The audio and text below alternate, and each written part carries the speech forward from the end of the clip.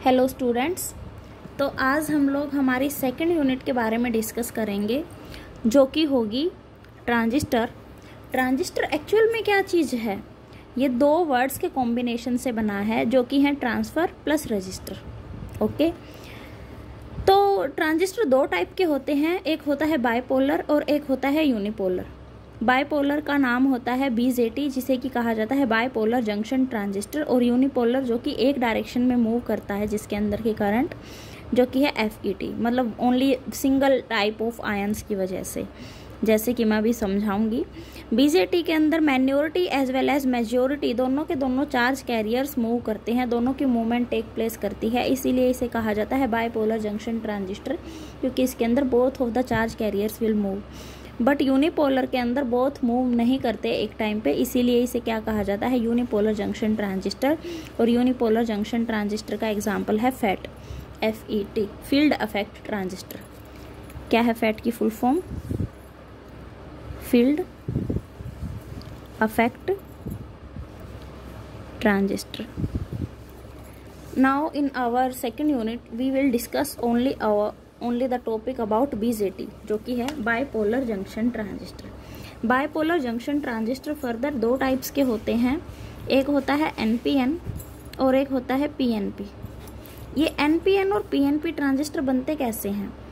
कोई भी दो सेम काइंड के मटेरियल लेके, रीजन्स लेके, उसके अंदर कोई भी थर्ड रीजन को सैंडविच कर देना ही ट्रांजिस्टर कहलाता है। हम लोग कह सकते हैं सिंपली लैंग्वेज में कि दो कोई भी सेम चार्ज के, सेम रीजन N या P टाइप के सेम मटेरियल लेके उसके अंदर कोई भी डिफरेंट टाइप की प्रायोरिटी वाले एलिमेंट को इंसर्ट करना, सैंडविच करने को क्या कहा जाता है?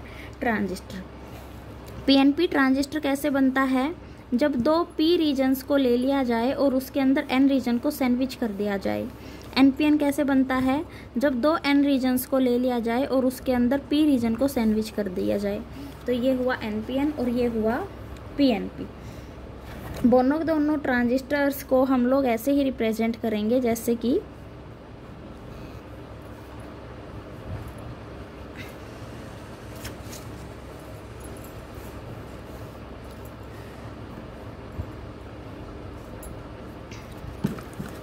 ये दो सेम काइंड के मटेरियल लेके इसके बीच में कोई भी थर्ड वन डिफरेंट टाइप का इंसर्ट कर देंगे। इसको मैंने मान लिया P रीजन, ये N रीजन, ये P रीजन, ये है N, ये है P और ये है N। ये ट्रांजिस्टर हुआ PNP और ये ट्रांजिस्टर हुआ NPN। ये क्या है? First one is emitter, second one is base and third one is collector. In the same way this is emitter, this is base and this is collector. Okay, यहाँ से emitter current flow करेगा IE।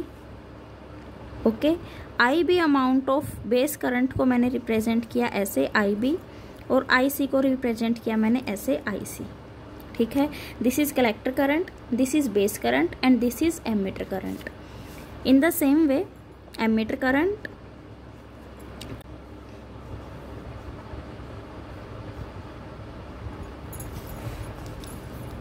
तो यहाँ पर जो ammeter current है IE उसे मैंने रिप्रेजेंट किया ऐसे, यहाँ बेस करंट IB और ये क्या होगा? Collector current IC। आप लोगों को दिख रहा होगा कि PNP और NPN में जो करंट्स की डायरेक्शन है वो डिफरेंट हैं। P में करंट की डायरेक्शन इनसाइड है जबकि N के अंदर करंट की डायरेक्शन, एमीटर करंट की डायरेक्शन आउटसाइड है। ये रीज़न ऐसा क्यों हुआ ये आप लोगों को आगे अपने आप पता चल जाएगा जब हम लोग फर्दर इसके बारे में डिस्कस करेंगे। ठीक है, अभी के लिए बस मैं इतना ही करवाऊंगी। तो ये PNP और NPN ट्रांजिस्टर्स को ऐसे एक तरह से इसकी रिप्रेजेंटेशन हमने ऐसे की है। इसे सिंबॉलिक फॉर्म में कैसे रिप्रेजेंट किया जाएगा ये देखो। ये रीजन हुआ एमीटर, ये रीजन हुआ कलेक्टर और इस रीजन को रिप्रेजेंट किया बेस से। क्या है? PNP। तो एरो किसकी तरफ जाएगी? N रीजन की तरफ जाएगी। एमीटर करंट की एरो ये देखो, emitter current into the region था तो टुवार्ड्स द N रीजन था, इसीलिए एमीटर करंट की एरो एन रीजन की तरफ जाएगी और इसी एरो हेड से हमें पता चलेगा कि ये ट्रांजिस्टर पीएनपी है या एनपीएन है। अगर एरो हेड अंदर की तरफ है मतलब कि एन की तरफ है तो इसका मतलब कि ये रीजन एन है, ठीक है। अगर ये एरो हेड आउटसाइड है, एरो हेड तो एन की तरफ ही होगी। अगर ये देखो अभी पता चलेगा। अब बात करेंगे हम लोग एनपीएन की रिप्रेजेंटेशन के लिए। ये हुआ एमीटर, ये हुआ बेस, ये हुआ कलेक्टर, ठीक है। तो यहाँ पर एरो हेड हुआ आउटसाइड। तो एरो हमेशा मैंने कहा था कि एमीटर करंट की एरो एन रीजन की तरफ डायरेक्ट करेगी। तो अगर ये आउटसाइड डायरेक्ट कर रही है तो इसका मतलब ये पोर्शन एन है। अगर एमीटर एन है तो सिंपल सी बात है कलेक्टर भी एन है, तो बेस क्या होगा, पी टाइप का होगा। हमें पता चल गया कि एनपीएन ट्रांजिस्टर है। अब यहाँ एरो हेड हमें पता है कि एमीटर करंट का एरो हेड एन रीजन की तरफ आएगा, तो इसका मतलब बेस क्या है, एन रीजन का है। तो एमीटर और कलेक्टर क्या हुए, पी रीजन के हुए। तो ये कौन सा हुआ, पीएनपी ट्रांजिस्टर। तो हमें एरो हेड से पता चलता है कि ट्रांजिस्टर हम कौन सा यूज़ कर रहे हैं और कौन सा नहीं कर रहे। जो मिडल रीजन होता है इसे क्या कहा जाता है, बेस कहा जाता है। एक रीजन को एमीटर कहा जाएगा और दूसरे की रीजन को कलेक्टर कहा जाएगा। ये दोनों हैं तो सेम काइंड के, पी या फिर एन, लेकिन ये दोनों की फंक्शनिंग कभी भी एक दूसरे के साथ इंटरचेंज नहीं हो सकते। दोनों की ही फंक्शनिंग अलग अलग है।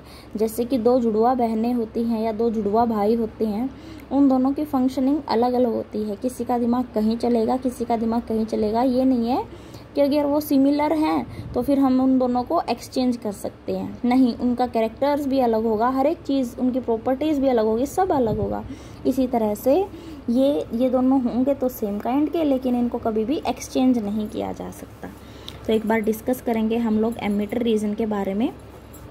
एमीटर ये वो सेक्शन है जो कि चार्ज कैरियर्स को सप्लाई करता है, चार्ज कैरियर्स को सप्लाई करता है एक साइड से, किसके अंदर, ट्रांजिस्टर के अंदर। मतलब जो चार्ज कैरियर्स होंगे वो यहाँ से एंटर करेंगे और ये उसे ट्रांजिस्टर के अंदर सप्लाई करेगा, कौन, एमीटर, ठीक है। इसके अंदर एमिट करता है और ये इंजेक्ट करता है इलेक्ट्रॉन्स को, कौन से में, पीएनपी अगर रीजन है, पीएनपी रीजन में ये एमिट करेगा और इंजेक्ट करेगा इलेक्ट्रॉन्स को, कहाँ, बेस में। इलेक्ट्रॉन्स को ये इंजेक्ट करेगा बेस में।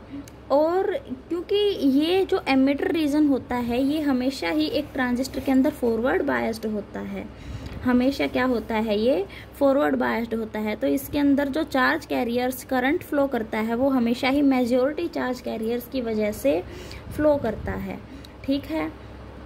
तो ये जो एरो है ये क्या रिप्रेजेंट कर रहा है, एमीटर करंट को रिप्रेजेंट कर रहा है, ठीक है। तो एमीटर की फंक्शनिंग समझ आई।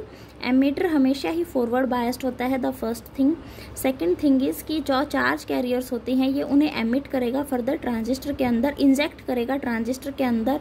फॉरवर्ड बायस होने की वजह से इसके अंदर जो करंट फ्लो करेगा वो हमेशा ही मेजॉरिटी चार्ज कैरियर्स की वजह से फ्लो करेगा, दैट्स इट। उसके बाद बात आती है कलेक्टर की। कलेक्टर क्या है, ये एक दूसरा सेक्शन है जो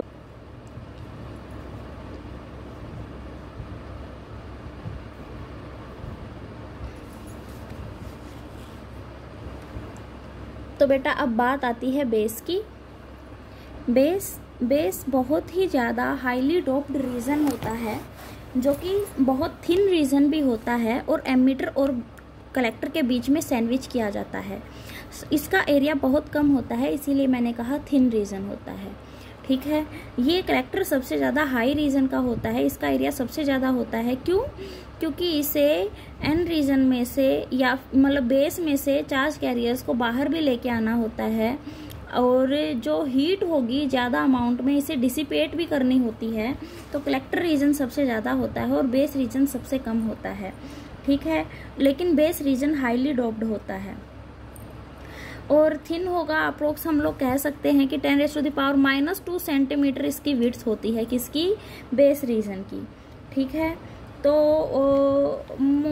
एमीटर रीजन में से बेस रीजन की तरफ चार्ज कैरियर्स को इंजेक्ट किया जाएगा और वो जो चार्ज कैरियर्स को एमीटर रीजन से बेस रीजन की तरफ इंजेक्ट किया जाएगा तो अपोजिट प्रॉपर्टी होने की वजह से, रीजन होने की वजह से वो चार्ज कैरियर्स यहाँ रिकम्बाइन भी करेंगे, लेकिन क्योंकि ये बहुत ही ज़्यादा स्मॉल एरिया है तो बहुत ही कम, बहुत ही लेस अमाउंट में चार्ज कैरियर्स का यहाँ रिकम्बिनेशन होगा और बाकी के जो चार्ज कैरियर्स होंगे उन्हें कलेक्टर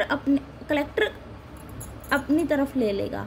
ठीक है, तो इसीलिए हम लोग कह सकते हैं कि जो चार्ज कैरियर्स होते हैं कलेक्टर को रिवर्स बायस अप्लाई करके, रिवर्स बायसिंग करके किस लिए किया जाता है रिवर्स बायसिंग, कि ये ज़्यादा अमाउंट में जो चार्ज कैरियर्स होंगे उनको अपनी तरफ इंजेक्ट कर सके, जो कि एन रीजन से बेस रीजन से कलेक्टर रीजन की तरफ ज़्यादा अमाउंट में चार्ज कैरियर्स फ्लो कर सकें। अब हम लोग ट्रांजिस्टर के एक्शन के बारे में स्टडी करते हैं। एक्शन ऑफ द ट्रांजिस्टर, तो सेम टाइप का ही एक्शन होता है। हम लोग पीएनपी ट्रांजिस्टर के लिए एक्शन को स्टडी करेंगे। तो इसमें दो तरह के जंक्शन का यूज़ होगा। सबसे पहले मैं एक डायग्राम बना लेती हूँ जो कि शो करेगा पीएनपी ट्रांजिस्टर को। तो ये हुआ एमिटर, ये हुआ बेस, ये हुआ कलेक्टर, ये हुआ पी, ये हुआ एन और ये हुआ पी। ओके, अब इसके बाद इसकी बायसिंग करेंगे हम लोग, forward biasing and reverse biasing. तो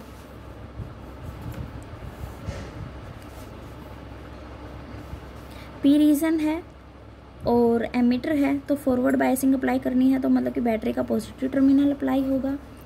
पी रीजन है और कलेक्टर है, तो रिवर्स बायसिंग अप्लाई होगी, मतलब कि बैटरी का नेगेटिव टर्मिनल यहाँ अप्लाई होगा।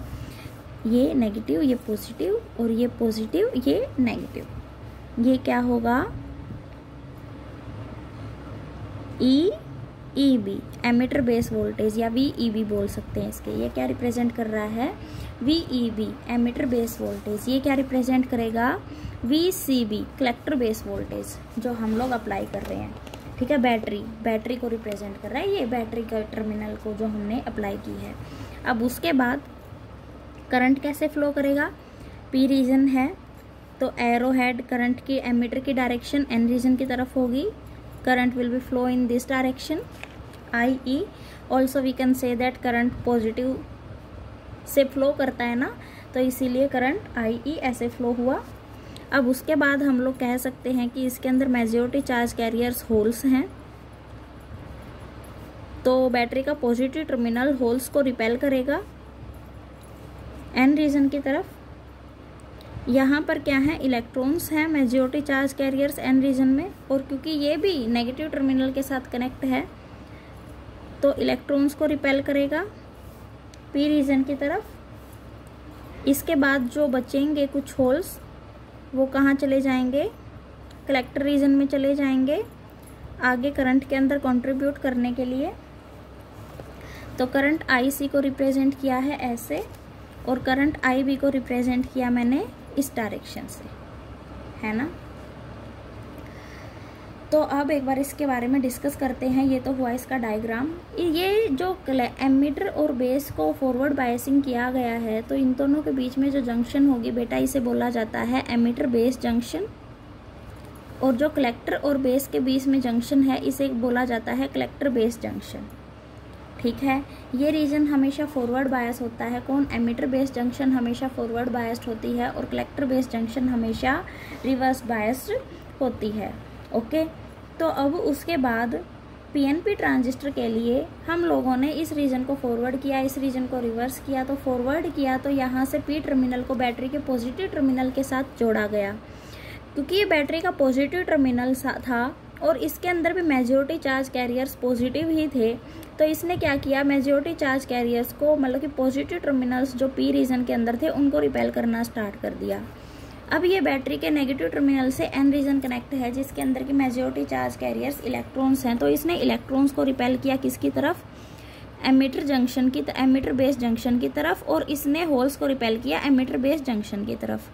अब कुछ होल्स यहाँ पर इसके साथ यहाँ आए एमिटर रीजन में, बेस रीजन में, और यहाँ पर रिकॉम्बिनेशन प्रोसेस हुआ।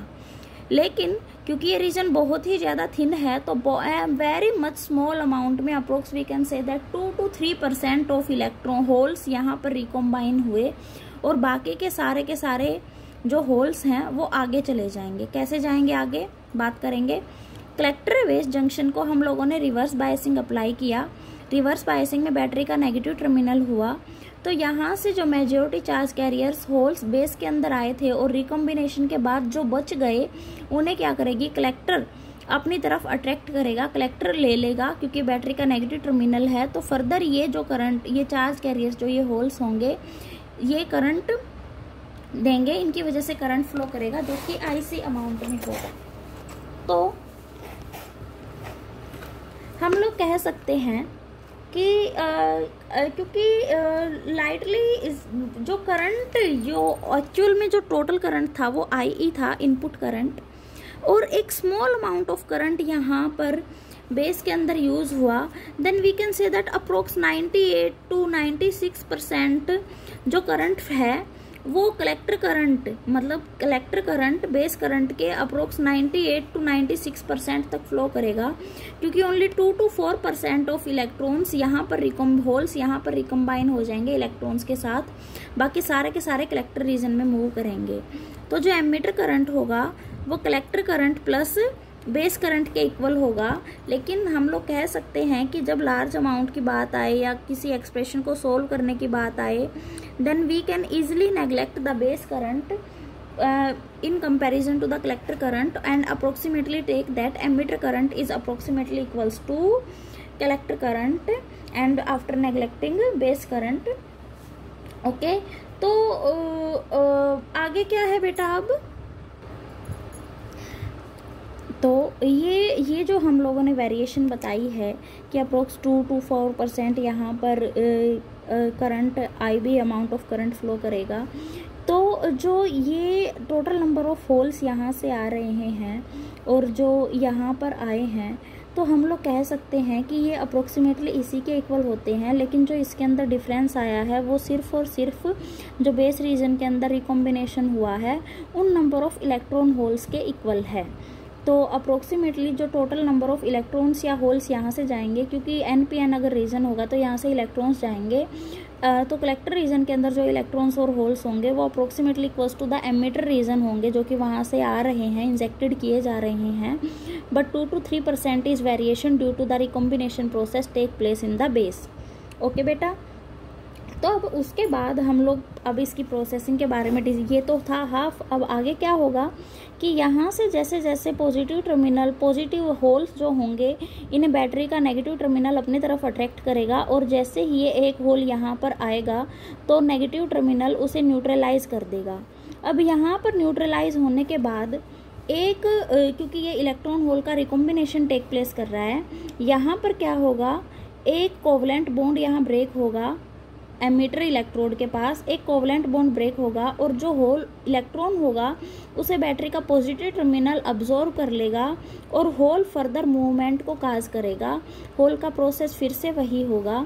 तो यहाँ पर क्या होगा, नेगेटिव टर्मिनल होल्स को अपने अंदर अब्जॉर्व कर लेगा, यहाँ कोवलेंट बॉन्ड ब्रेक होगा, कोवलेंट बॉन्ड ब्रेक होने के बाद इलेक्ट्रॉन को ये अब्जॉर्व कर लेगा पॉजिटिव टर्मिनल और वो होल फर्दर मूव करेंगे। जो करंट था यहाँ पर सारा का सारा होल्स की तो वजह से मूव कर रहा था।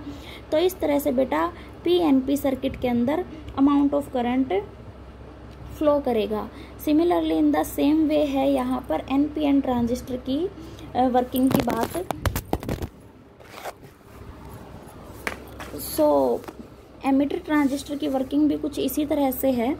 वहाँ पर क्या होगा, यहाँ PNP था, ये देखो मैं ज़्यादा नहीं एक्सप्लेन करूँगी, ये एमिटर हुआ, ये बेस हुआ, ये कलेक्टर हुआ, ये N है, ये P है और ये N है। N है नेगेटिव टर्मिनल है और एमिटर है, तो हमें पॉजिटिव फॉरवर्ड बायसिंग करनी है तो इसे बैटरी के नेगेटिव टर्मिनल से कनेक्ट किया जाएगा। ओके, और कलेक्टर है तो इसे बैटरी के पॉजिटिव टर्मिनल से कनेक्ट किया जाएगा। ये ठीक है, तो ये रिवर्स बायसिंग हुई और ये हुई फॉरवर्ड बायसिंग। यहाँ पर इलेक्ट्रॉन्स हैं ज़्यादा, यहाँ पर होल्स हैं, तो ये क्या है, बैटरी का होल है और ये बैटरी के पॉजिटिव टर्मिनल से कनेक्ट है, तो ये इधर रिपेल करेगा और ये इलेक्ट्रॉन्स को इधर रिपेल करेगा। एमिटर बेस जंक्शन के पास ये जाएंगे और फिर कुछ नंबर ऑफ इलेक्ट्रॉन्स यहाँ पर रिकम्बाइन हो जाएंगे। फर्दर जो इलेक्ट्रॉन्स होंगे यहाँ कलेक्टर के अंदर जाएंगे और मूव करेंगे। इलेक्ट्रॉन्स हैं ये फर्दर जो इलेक्ट्रॉन्स होंगे यहाँ कलेक्टर रीजन के पास जाएंगे और फिर बैटरी का पॉजिटिव टर्मिनल इन्हें अब्जॉर्ब कर लेगा, न्यूट्रलाइज कर देगा।